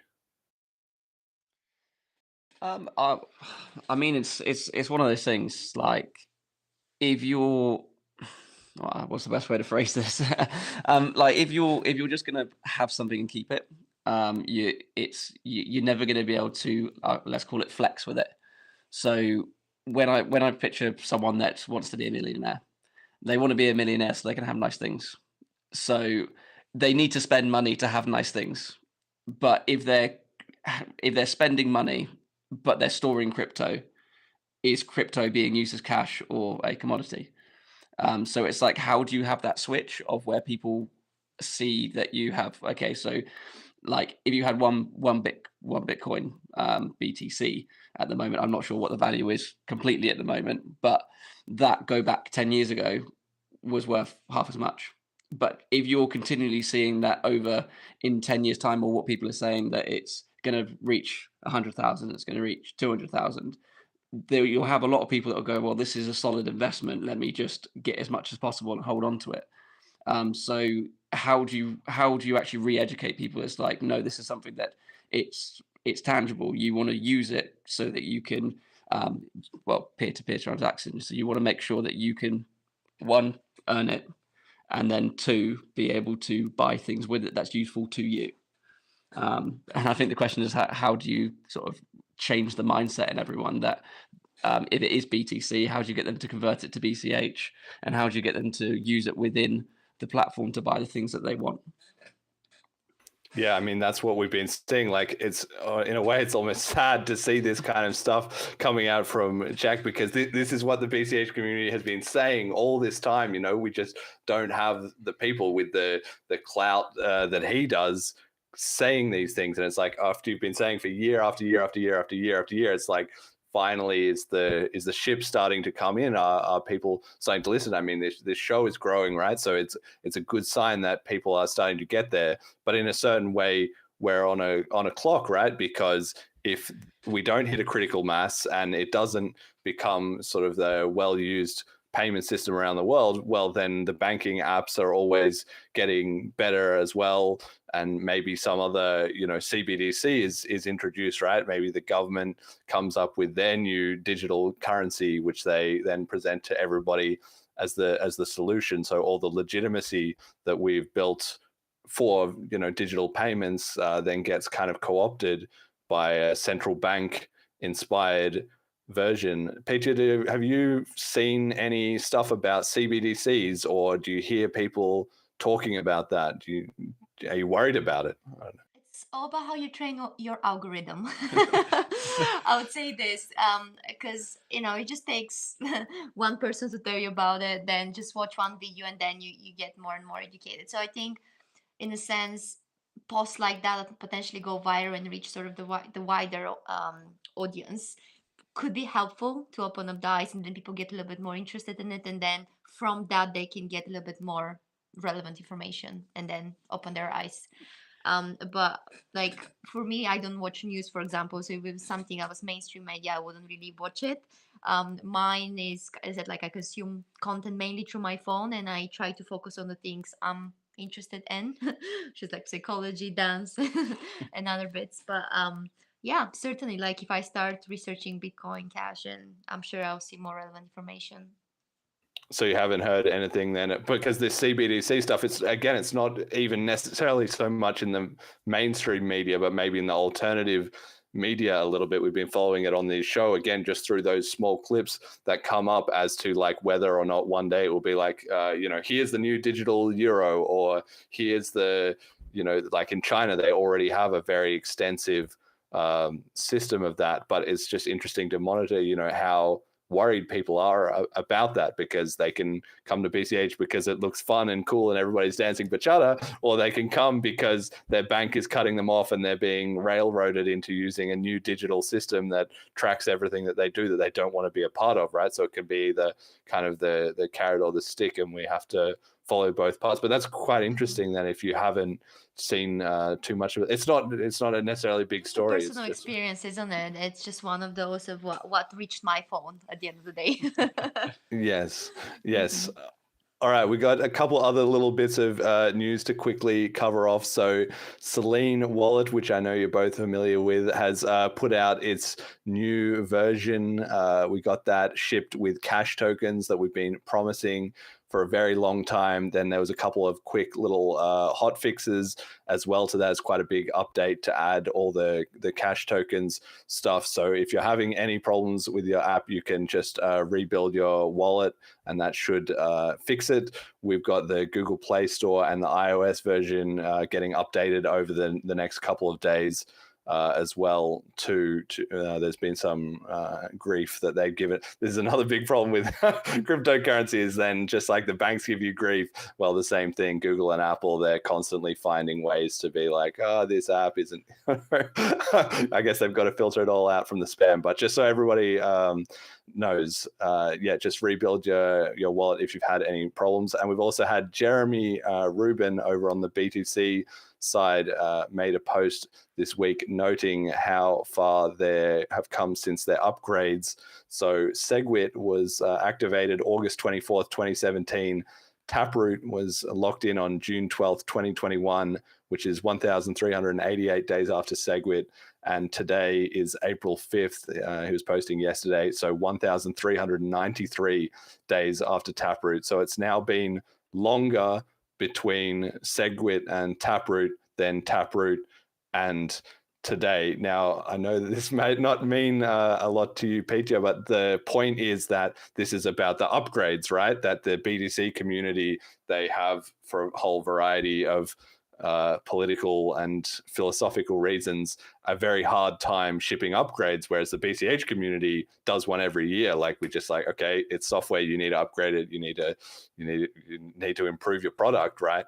And that's what we'll be doing at Bliss. Now, I don't think it's a bit anticlimactic. Like, when you're there, I mean, I think everybody will be excited, but it's not like there's some big signal or anything like that. It's just kind of like, well, our currency has upgraded. But yet again, this is just a running theme we've had on the show, that the BTC community have been struggling to run updates, and we follow it quite closely. They're like our cousins that we need to keep an eye on. Right. Yeah, exactly. So I don't know, Alex, you've been following as well a lot of my episodes. I don't know if you have any commentary about that. Am I generally accurate in my predictions of whether or not they're gonna ship or not? Wait, just clarify the actual question. Yeah. So like, you know, you've been right is the answer. I know you're always right. No, I'm just saying, because you've been following the show a little bit more closely, and I'm always, you know, pointing out these things. Oh, they're not doing that. They're not doing that. Does that generally ring true to you, or do you think it doesn't matter if they don't ever make any updates? Who cares, right? Yeah, I think from sort of the BTC side, it's gone away. From what I can see, it's gone away from like trying to make a network that works. I mean, that could be to do with block size, but it's a whole nother conversation, isn't it? But it's I think at the end of the day, there's too many cooks in the kitchen that want to, one, keep it unchanged, and two, make the minimal changes that everyone's happy with. So I think you're pretty spot on. All right, brilliant. Anyway, well, that's just something you might see some like context of at Bliss. Like, I think people will be talking maybe a little bit about this. They'll also be talking about obviously the BCH upgrade. But if you hear anything about that, that's kind of what this is. It's just always on people's minds, and especially because we are doing upgrades, then it just kind of shows a strong contrast, right? And we've seen more and more of that recently as they start to. This is what we were talking about Twitter before the show. This is what goes on, this constant back and forth, as it's like, well, we're shipping another upgrade, and then they're kind of like, shit, well, we can't. So it is what it is. Okay, I've got one more meme of the week here. It's from Protest Fiat, quote, "If your man isn't obsessed with Bitcoin and plotting to overthrow the global monetary system, you deserve better." End quote. I've done well. There we go. That's what I was hoping to see. Okay. All right. Alex, any reaction? What do you think? That's the easiest way to get, you know? What's your saying once again? Behind every man. I just saw this and I laughed because I was like, yeah, well, maybe that's got a little bit of truth in it. Okay, we got our message to the community as we're sort of winding down the end of the show. On every single show, I give the guests a chance to just freestyle on any of the topics we've covered, or on anything that they think the Bitcoin Cash community needs to hear, sort of from their point of view, how cryptocurrency is going, what could be the next steps, or anything you think needs to be highlighted or shouted out in general in the world. So maybe Alex first. What does the Bitcoin Cash community need to hear? I mean, I say you put me on the spot, but it's not like I haven't heard this on many a podcast. I think from my side, it's looking for sort of like the general adoption and sort of ease of use. So, I mean, for example, I think I sort of didn't tell you when I got Petya to download the Slim wallet, you were like, "Oh, just send us some BCH," and I was like, "Yeah, I can't do that because I had to sort of cash everything out to fund the building." So by just having a simple way for one to earn it, or I mean, like I know we've had sort of long conversations about sort of that like arcade theory, as if you can use fiat money to then get digital tickets that you can spend in a store. It's just a nice, easy transition between what I currently use and what I currently earn to then do a service or play a game and be rewarded in something that not only can be used at this toy shop, but it can be used at anywhere in the community. So I think it's creating that sort of sales funnel of, rather than just being a case of you need to buy the coupons so that you can spend the coupons, to find it that it's a nice, easy, what I've got currently can be fed in the top, and it can come out as BCH after receiving something either tangible or receiving like a service, or playing a fun game and being rewarded in something that can not only be used with that vendor, but any vendor in the ecosystem, and then also finding a nice easy space where you can find out every vendor that's going to accept it. That's my sort of thoughts. I don't know what your opinion is, Jeremy. I might be missing a few things on. Well, it's a great idea. I mean, the problem that we're constantly running into, and maybe you know have some insight on this as well with running the dance studio, is the list of ideas we have is absolutely enormous. The problem is just matching up the resources. You know, how do we prioritize that, right? Because the idea of having like maps integrated into the wallets so that people can easily go to places, the same as the dance, you know, idea. How do people get into BCHata? They Google BCHata in my city and then they get onto it, right? It's the same with crypto. How do they get into it? They do Bitcoin Cash in my city and they go along to a meetup. But maintaining a huge network like BCH is much smaller than BCHata or dancing overall, and much younger. So we don't have that kind of network already there, and it's a bit dispersed globally. You know, people are in all kinds of different places. There are some areas with more hotspot concentrations, but if you're not in those places, you're not going to have access to that, right? So it's kind of, how do we make it easy for people to connect virtually has been mostly the solution, because even in places where we do have like networks of people, like we talked about in Slovenia, right? That's going quite well, but it takes effort from the community to maintain the relations with those vendors. If they're maybe not getting too many sales, then they forget, or they hire a new person who doesn't know how it works, et cetera, right? And so with Bliss, that's one of the things that I am trying to do, is to create, even just temporarily, a big hub that people are all trading. And then as we grow it over time, it will be like a proof of concept that then people can bring to other places. And that's why it's such a shame that so much of the rest of cryptocurrency is a untradeable commodity, because there's so many different events going on, but there's not actually a lot of paying for things, right? So we've really got to try and move the needle there. So to date, it hasn't been the most successful thing. There's been so much work has been put into merchant networks, and we have a couple of small spots in the Philippines, in Townsville in Australia, in Argentina as well, where they're more under strain from the inflation. It's worked, but you know it's just takes so much upkeep, you know. So that's really, I think, where the stumbling block has been. Yeah, I think but if you look at it from how many sales are done in person now compared to online, and if you've got a community that's so dispersed around the world, how easy is it to post something, or if there's digital, so if someone's selling a course or they're selling a service, that doesn't need to be like a website design, for example. There's so many different things that can be sort of transacted through online, rather than just focusing on sort of that peer-to-peer. I know obviously with the Salim wallet, it's great that when I'm in front of you, I can easily go, okay, let me send you and I'll scan it. But quite easily that can be done online as well. And if the end goal is to have peer-to-peer transactions, if that's in person or digital, if you see that number ticking up every single day, so rather than it being there's 5 transactions a day or 10 transactions a day, but the goal is how do we create a plan to get that number up, rather than, because it works.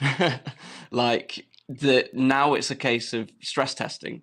How do you stress test? You need more transactions. You need to make sure that it can handle 100, 2,000, 3,000, a million transactions a day.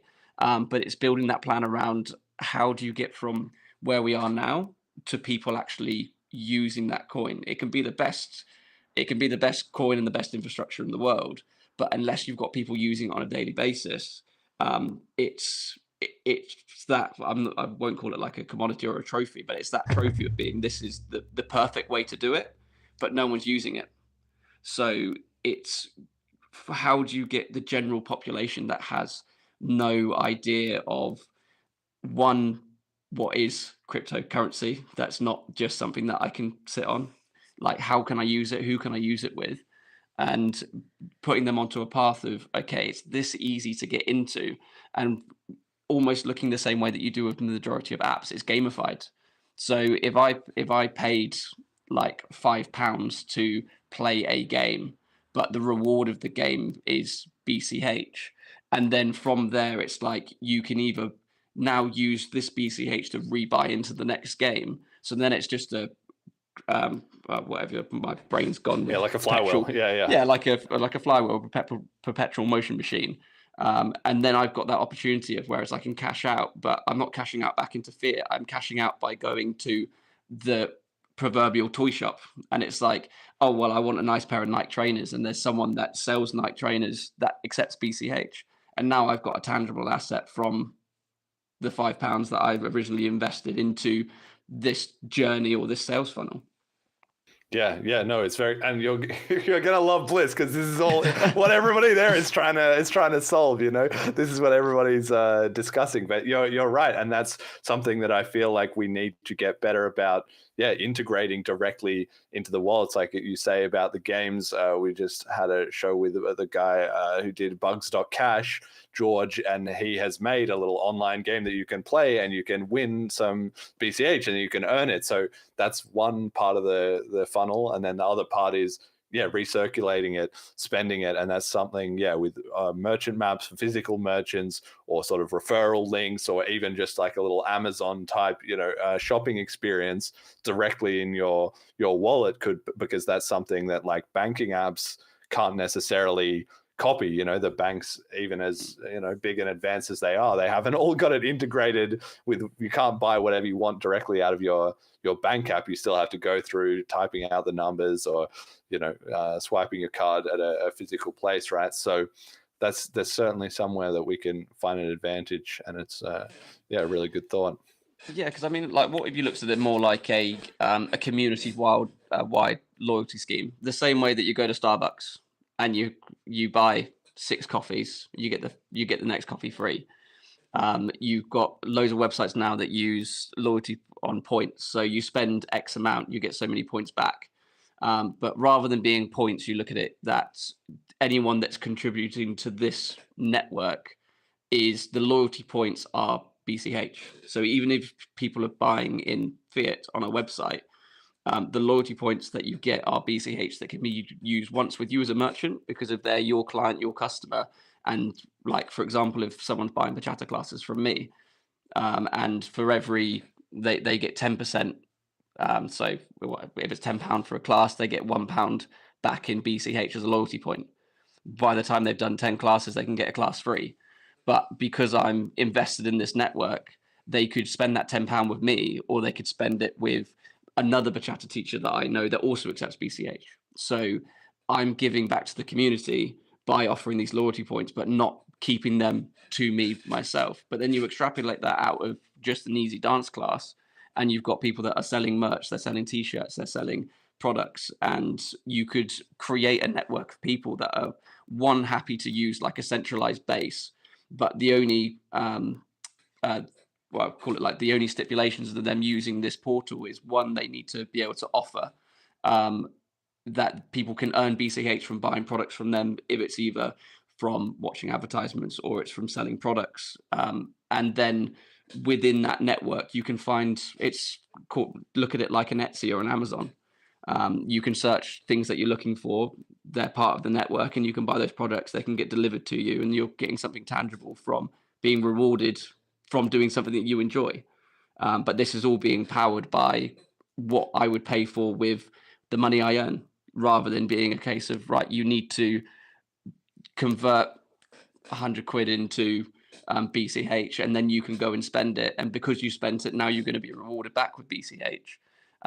There needs to be that sort of the easy funnel in for someone that's like, for example, like one of my students had loyalty points with me and they haven't used them, and then they look at their Salim wallet and it's gone up to £200, and they're like, oh great, like I've got this I can spend now. So even if it's forgotten and left, it's something they can come back to. But it's just making sure that there's that easy route from A to B, from fiat to BCH, because that transition's got to be as smooth and easy as possible. but people need to start seeing the results before. And by results, I mean something tangible Saving that they money. want. Yeah. Like, so I think that's my easiest analogy is like, it's a loyalty point scheme where by you buying a product from a merchant that is happy to give you loyalty points in BCH, it's going to be spent within the community, which is going to up the amount of peer-to-peer transactions because it's there and they want to spend it. They've signed up to a loyalty scheme because they want to use it. So even if they use it with you and you get your BCH back, or it goes to someone else in the BCH community where they can be passed on. Just a concept. No, this is brilliant. This is exactly why I think we that's need. what I was gonna say. Stole my idea. This is why we need, the more like. Obviously, we need the community to grow in general, but this is where again, like the whole BCHata angle to it, I think is perfect because you're used to running a business physically in person that has a community coming in and out, so you have that perspective onto it. And I mean, maybe this is something we can trial. We'll talk a little bit more after the show, but we can figure out a way to do this. Like we already have Celine built, and I mean, there's 100 things we've got to do with that, but that's one of the things maybe we can trial it with you as a first merchant or something. I don't know, that basic loyalty rewards idea, because I could see that catching on in the dance community, for instance, as long as it was branded right, or, in a way that was interesting to them, right? There needs to be, it's hard to sell people on coming to money just for the money. Like people like money, but like you say, they needed to use it on something. They need to spend it on something. They need somebody to connect with, and the network effect takes care of it once you already have a substantial amount of people. But we're still looking for, except for cases where we deliberately concentrate ourselves, getting that small inroad is the hardest part, the same as getting people along to dance events, right? So that's where I feel like the BCHata and the dance scene has so much experience in building up those community vibes, and we need a lot more of that type of thinking. It's an excellent idea, really. Petya, anything to add? Have you got any Always business here to ideas for support us? him. Good ideas, bad ideas. That's the whole, that's the idea. It's community. We always support each other. So we are one team. Okay. His Good great ideas and bad are my ideas. great ideas. My great ideas are my great ideas. Okay.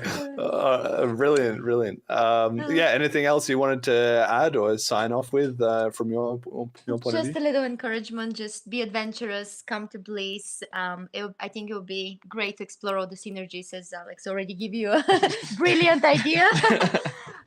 Just to explore the opportunities really of what the dance community and the crypto community have in common, and it'll be a lot of fun. So don't get FOMO. See you in Slovenia. That's it. Amazing.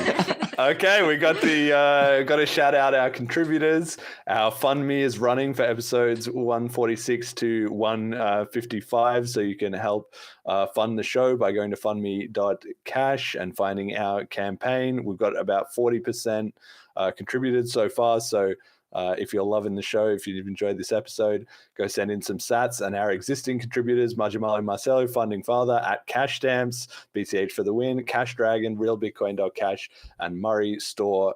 Great work. Shout out to all our donators, our patrons, Ricky and HP, and our sponsors, General Protocols. Check out bchbull.com. Start guide FAQs and links are at bitcoincashpodcast.com. If you're new, you can listen to episode 85. Petya, you got to make sure you finish that episode. And Celine Wallet. Celine Wallet at Celine.cash. Okay, final shout outs, and where can people find more of you? Give your social media handles, or if you want to shill your merch or whatever. Final shout outs, Alex. So you can find me nice and easy, Alex Spinlove, and that's on Instagram. If you want to see, if you're ever in Bournemouth and you want dance classes, I co-founder of Bow Studios, so it's bow-studios.com. And you can also find the merch on there if you want to support through. I'll have to speak to Jeremy how I can make sure you can pay in BCH as well. Get that on the website. But other than that, looking forward to meeting quite a few of you in Bliss. Yeah, and if That's it. ever in London, I teach in London. My Insta is petya.nova.dance, and I have my own page, Nova Musicality, which is just exploring more the musicality side of bachata. So, yeah, excited Amazing. to see you all in Slovenia. Okay, Jet, any final shout out? Nothing. All right. Okay, he's Mr. Silent today.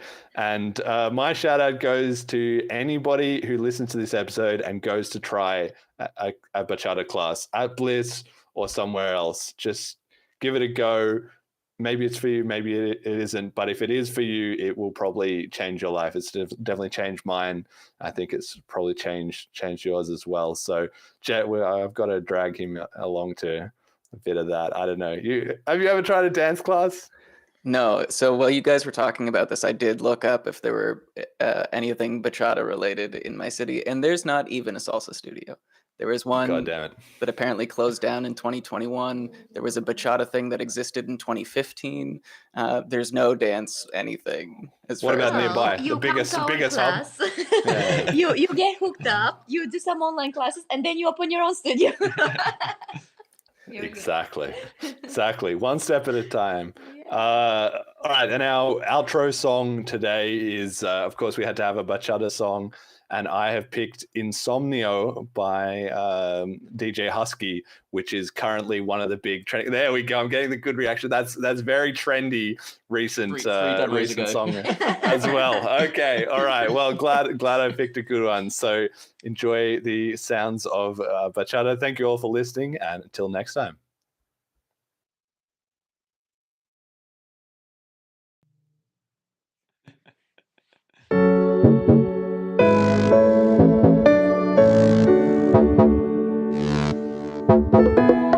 Otra noche sin ti, otra noche bebiendo solo. ¿Dónde fue que perdí mi orgullo para sentir que quiero hablarte?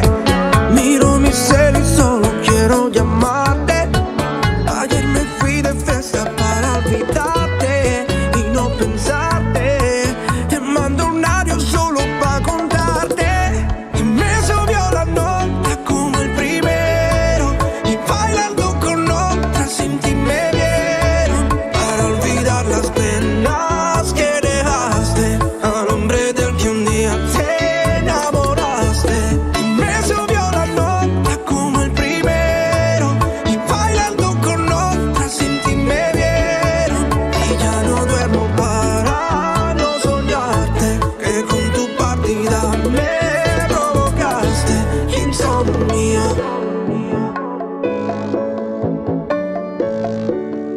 Solo quiero que digas que me quieres, baby, siempre sin separarnos ni por un instante, apagando luz y celular. Pero te llamo solo para contarte.